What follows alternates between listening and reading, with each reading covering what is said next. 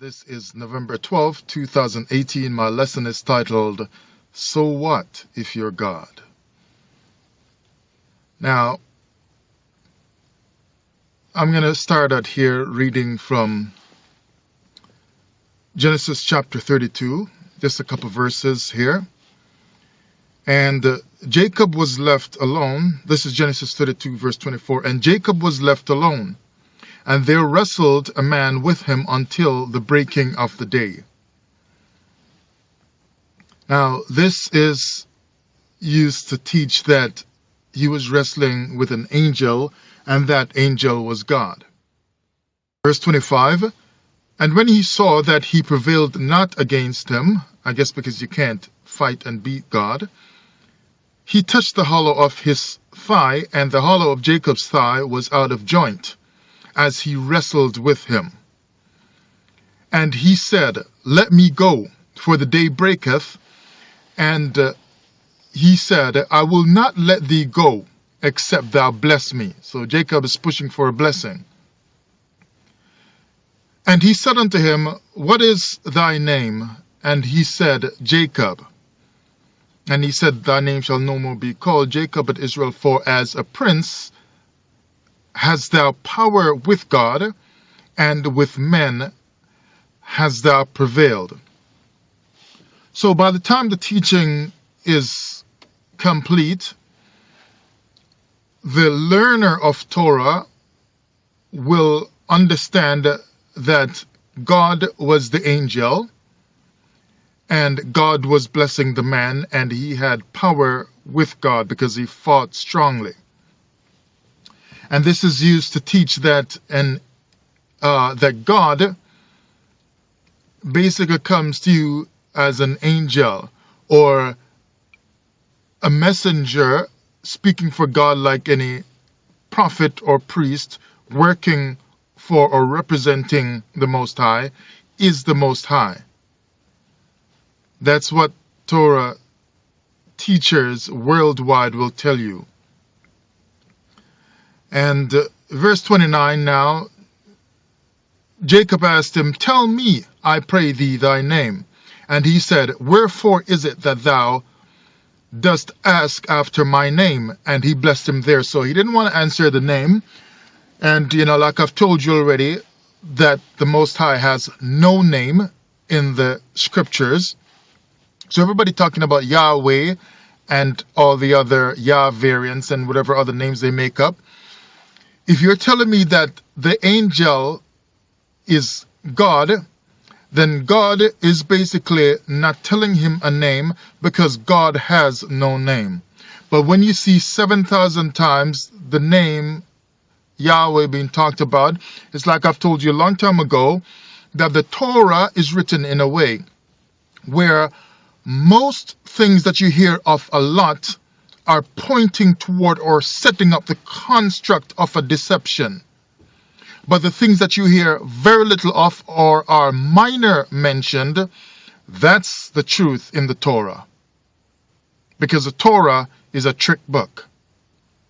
So it will not deny you the truth. You just have to figure out the code used in the book. It will give you a very simple, quick thing that is truth, once or maybe a couple times, like more than once here and there, but just not in a voluminous manner, like 7,000 times. Right? But anyway, I'm really here talking about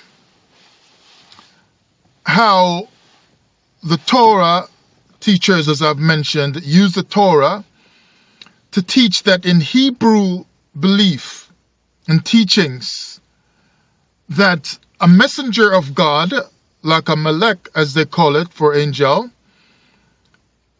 is a representative of God, but is also seen as God. So they are called God. Now I'm trying to tell you here that no one can be called God if they are not God.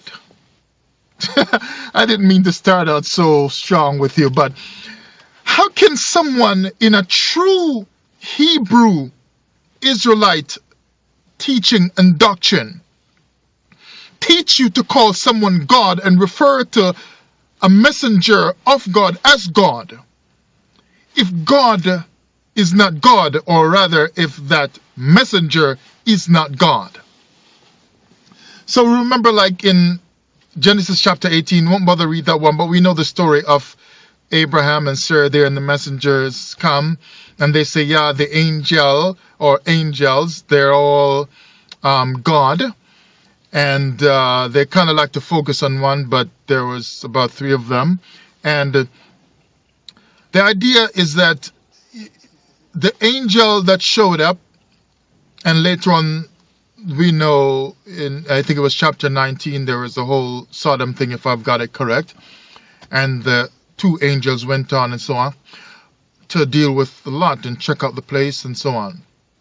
And then even in the Christian church, they said 2 went on and God stayed with Abraham discussing stuff. So I hope I'm getting the memory of the story correct, but you can look it up. I think it's Genesis chapter 18 and 19. But they wanted to fix this angel food. It turns out that the teaching is telling you from the right pure teachings of the Torah that angel or angels showing up to Abraham and then blessing him and his wife Sarah with a child out of that visit was God. So God is starting to eat food now with them. You know, they're pressing like, look, let's make you some food and so on. But God cannot be no God and you still call him God. So if a messenger is showing up and you say that is God, then it has to be God, or the Hebrew doctrines would be wrong all over the earth. Which would then mean that as you are lying today, if that's not the way it is, then the Hebrew scribes were lying when they wrote the Torah. So it must be the truth that every messenger that was working for God and showed up in the days when the Torah was being lived, they would have been lying if this was not all true. But if it was, then they were telling and writing the truth and teaching the truth. Now, let's look here also at Exodus chapter 3. Let's make you understand this some more. And I know you agree with that little part there, that the messenger that represents God is God. But you're just not going to like the way I bring it out. See, if I was your camp teacher and I was working for 25 years in your camp or 15 years, you would agree with me wholeheartedly. You would love it. Unless you're in the next camp, then you would hate me. But if I was in your camp, you would love the way I say it, because I would say the way that you expect it to be spoken, expect it to be taught. You see, that's why they don't like the teachers, the people who find out that they're Hebrew Israelite, although I'm sure now that that's all a fake doctrine and teaching, that Africans are Hebrew Israelites who sinned against God, and so they're going through 400 years of captivity. Now, you're in captivity because you were colonized and taken over by man. God did not do that. Man did that evil to you. All right? But the problem is that they don't like people who just find out or hear the message on the street that they're Hebrew Israelite and don't come to the camp, or people who find out online that they're Hebrew Israelite and take it up. Because like some of us, a few of us, like myself, you might just go rogue. You might just start teaching like I did, and teaching it, believing it, that yeah, you're Jacob and whatever. Because a person who is not in the camp, who does not submit themselves to the teachings of the camp like they're in a Christian church, is like is too free to study and find out things on their own. Because I had a problem. There was no camp where I was, so I'm just like, I don't have people to talk to much. I would communicate with people online, but they weren't always available. By the time they would answer this or that, you know, it was good and you liked it and you're building a little connection. It was very nice. But the problem is that by the time you wait, you have thought so many other thoughts and you're trying to find the answer. So you have read so many other books and bought so many other books. Like I bought hundreds of books since I came into this Israelite understanding. Like, no exaggeration. I'm not saying 100 or like 20. I mean hundreds of used and new books as well. Of course, more used than new. But still, they all add up. But money. And so many books. I've just got books. And I'm still buying books. I just bought physics book today. Just right before I started this video. like 20 minutes before, to prepare another lesson to teach you about the deception of God based on physics. Man. Oh boy. But you see, if the way they force you to get into a camp and teach you that if you're not in a camp, if you don't join a camp and get back in your camps and so on, like it was in the Torah days, if you don't join a camp and be told that you are Judah or you are Benjamin or you are Gad or so on, you might be too free to operate outside of the confines of the box of Hebrew Israelite, and you might be too free to find out something because your mind will think and roam, not just boxed in and incarcerated by the Hebrew Torah doctrines. So you become free to learn and free to think, free to exercise the faculties of mind to find out things that expose Torah and Hebrew Israelitism, which is just black Judaism. You see what I'm trying to say? Hebrew Israelite is just a Christian Torah religion. It's just, that's just what it is. So now, they don't like that because you'll find out things like what I'm going to share here in this video. So now look at Exodus chapter 3, and keep in mind my title is So What If You're God?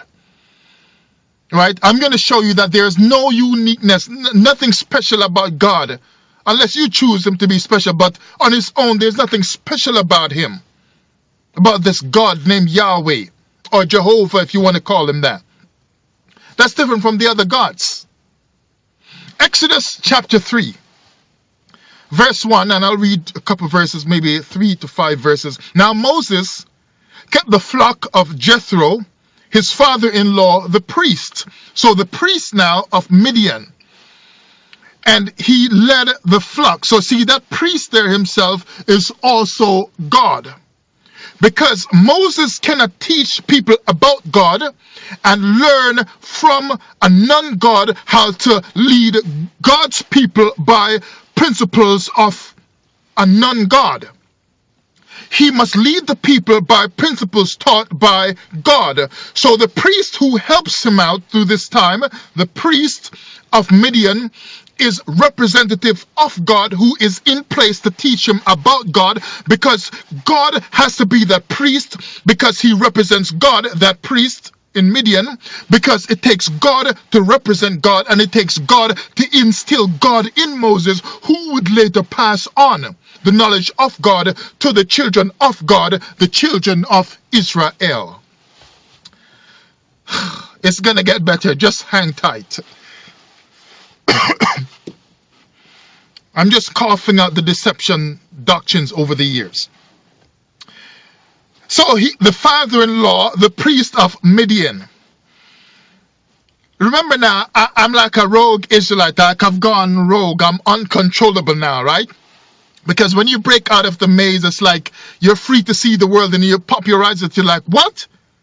There is something else out here besides the Bible, besides the Torah. There's other truth, other knowledge out here that does not have to be locked up in a cell, incarcerated with Torah in your mind. And so, in order for there to be balance, because there was a tree of the knowledge of good and evil in a so-called perfect place called Eden, right? You got so-called good and bad bacteria in your body. Your body lives and dies at the same time, because like a snake sheds its skin, your body just seems to thrive and fight itself. Your skin, your cells die and rejuvenate at the same time while you are alive. So death is happening in a living body that rejuvenates your cells in your body. So you need good and evil and so on. It balances out the world. It seems, I'm still studying it, but so far it seems that they're probably correct. So I don't know how we're going to get rid of all the evil in the world. I just don't know if that's something we should be aiming on, but I'm a novice at spiritual things, so I'm still learning. So I apologize if that part of it is incorrect, where we still need evil in the world. But I think maybe the problem is that there are too many people in the world who will magnify evil above good, and that's where the imbalance happens. But maybe we also need a little bit of proper balance in this Israelite community worldwide and understanding, such that you need some Hebrews who believe in God and some like myself who do not believe in God. And you say, that don't sound right, brother. How can there be a Hebrew Israelite who don't believe in God? Well, how can there be a Hebrew Israelite who transgresses and sins against God? If God is the messenger, the melech, the angel, which is the king or the priest or the prophet or the scribe that represents and speaks for God, how can that person sin against God? Because even the priests were sinning. How can God sin or transgress against God? How can God be anti-God? Can somebody tell me how there can be a tree of good and evil in a place of perfection? A tree of the knowledge of. Somehow we've been taught something that's wrong, but I still gotta move on. So now, you see, wait, let me back up. Because I said we need some Israelites who believe in God and some who don't believe in God. And I'm serious. Because the Bible, the Torah, I find to be a little bit strange. I've been thinking about this from like early in the year. That if you look at a government now, a country now, and I guess the same as in ancient times, where you will have someone like a court jester or other political person who just kind of opposes the king, not that they hate the king, but they just want different ideas to be expressed and to shown so that the king is kept in check. He doesn't just run into some crazy dictatorship and start killing everybody in the empire and so on. You've got different voters who will vote for the different parties and so on, even today, and you just want some differences. God doesn't seem to have Hebrew Israelites in the Torah days who can oppose the God of Israel and oppose the priest and the king and the prophet. When the prophet speaks a word from God, Isaiah turns around and says in the court yard, I just got a word from God. Everybody has to receive and believe that stuff. Everybody has to. If a king says, I don't like you, prophet, and he arrests the prophet, he is seen as being an evil king. They throw Jeremiah in some well or whatever they did.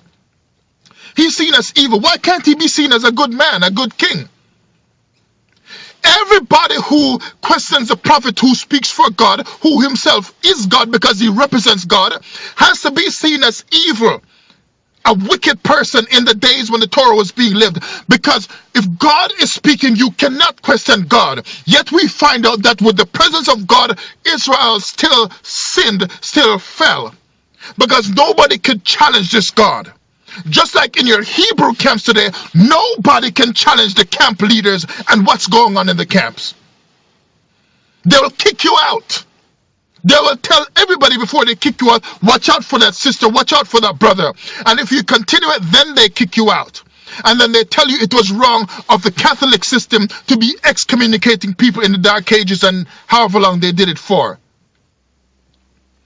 When there's excommunication happening in Hebrew Israelitism, when they kick you out from one camp to the next. So how are you different from being Catholic or being part of the Vatican system? You're no different. So nobody in Torah could challenge the God of Israel and still be seen as a righteous and good person. For the most part.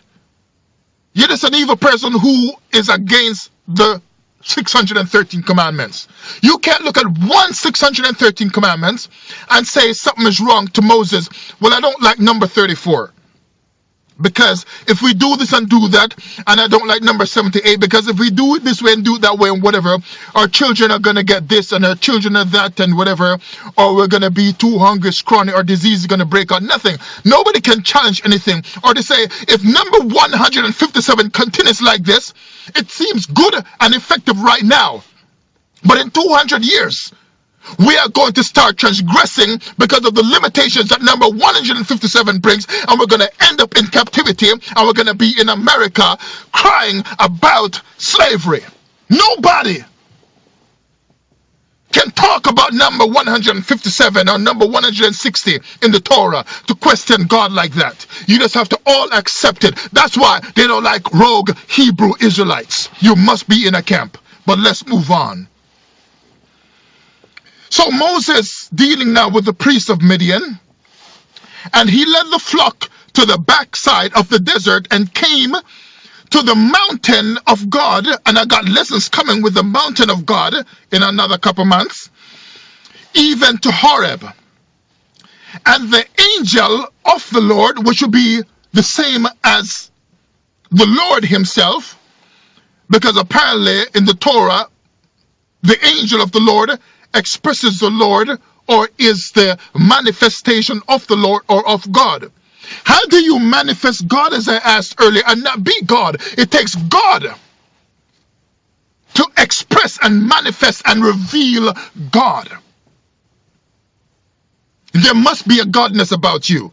So if you've got godness about you, what in the world are you? Can you be the devil and manifest God? Israel, my son. So when you see Israel, you're looking at God, because every Israelite must have been a representation of God, the same way an angel is a representation of God. That's why the Torah says he punished the children of Israel into captivity, because they were no longer manifesting God. Because he said their spot is not like it should be. They are not clean. In other words, they don't represent me anymore. They are filthy. The righteousness is like filthy garment, which does not reflect me, because I'm righteous, I am God. So he put them into captivity. But here comes another theological problem. Because how in the world can the Son of God, Israel, become the unson of God, if I might put it that way, to no longer be the children of God? God disowns his own. And that's based on precept, where he first kicked out Adam out of the garden and Eve, and he disowned them immediately for doing one wrong thing.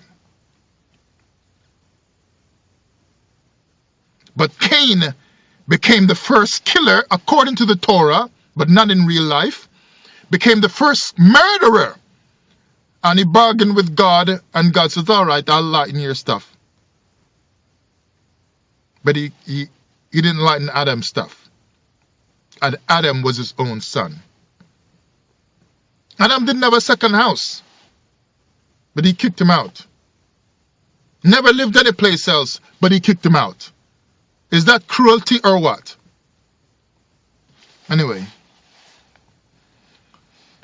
So the angel of the Lord, verse 2, appeared unto him in a flame of fire out of the midst of a bush. And he looked, and behold, the bush burned with fire, and the bush was not consumed. Why? Because the angel of the Lord was the Lord, according to Torah doctrines. And Moses said, I will now turn aside and see this great sight, why the bush is not burnt. And when the Lord saw, because the angel was the Lord, turned aside to see God, when he turned aside to see God, God called unto him out of the midst of the bush, because that's where God was.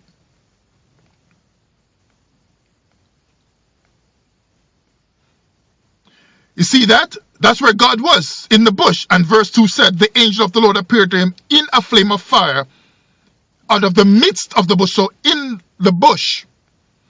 Right? So God was in the bush as an angel.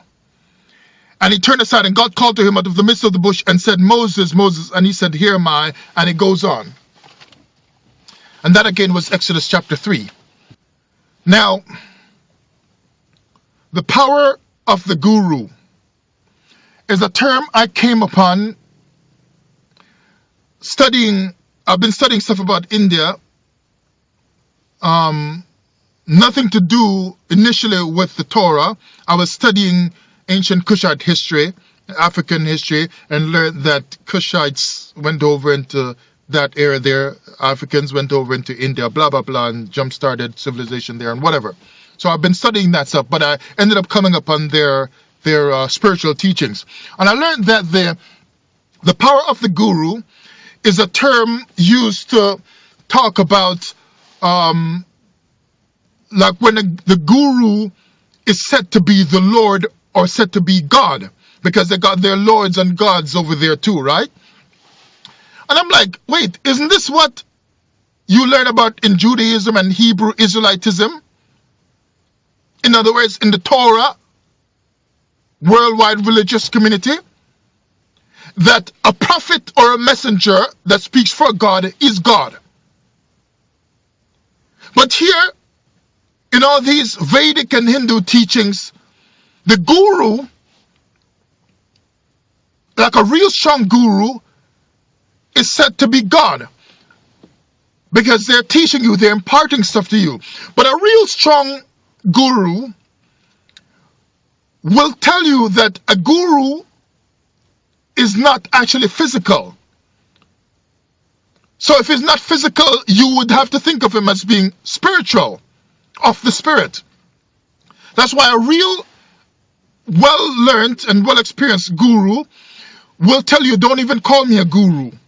Why? Because he knows the real guru does not have physical form. Which is why the Torah teachers tell you that the prophet or the melech is God. Because they teach that God is a spirit and doesn't have physical form, which as far as I'm seeing now is a complete 100% lie, and I'm going to show you my views on that one day. God is not a spirit. God is physical, is my belief. That's just my belief. But I'll bring that lesson out another time. Alright? So, anyway, so the guru is really not physical, they'll tell you. Don't even call me a guru, they'll say. So as the Malak speaks for God, because the Malak or the angel is God, appearing to people like with Moses in this case, and Abraham and Jacob and so on, who was wrestling and turned to Israel. The real guru or the real messenger that is teaching or doing the impartation or doing the blessing, like when Jacob was blessed when his name changed to Israel, showing that he's got power with God. The real guru is not physical. The real guru is God. Whatever you call that God in your religion, is the Lord. That means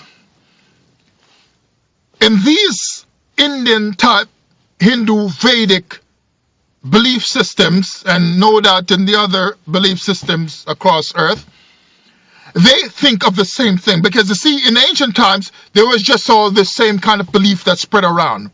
And it seems to me, the best I've been able to find, that they all started from Africa. Alright? But anyway, they just have the same belief. And the real strong spiritual teachers will tell you to look inside yourself. That's why they come up with this stuff of God is a spirit. Trying to get you to look inside but pray to something else, so you never find out things about who and what you really are. So they give you something to worship and say, here is a God. And in this case, your God is Yahweh. But the shaman, and there were shamans all over, even not just in Africa and in India, but even over here in America, South America, North America, even in Canada, from ancient times, there were shamans. So a shaman basically is like a guru who's telling you that the real guru is not physical. So then a real shaman is not physical either. A real priest who knows what he's doing, he's not physical either, because the real priest is God.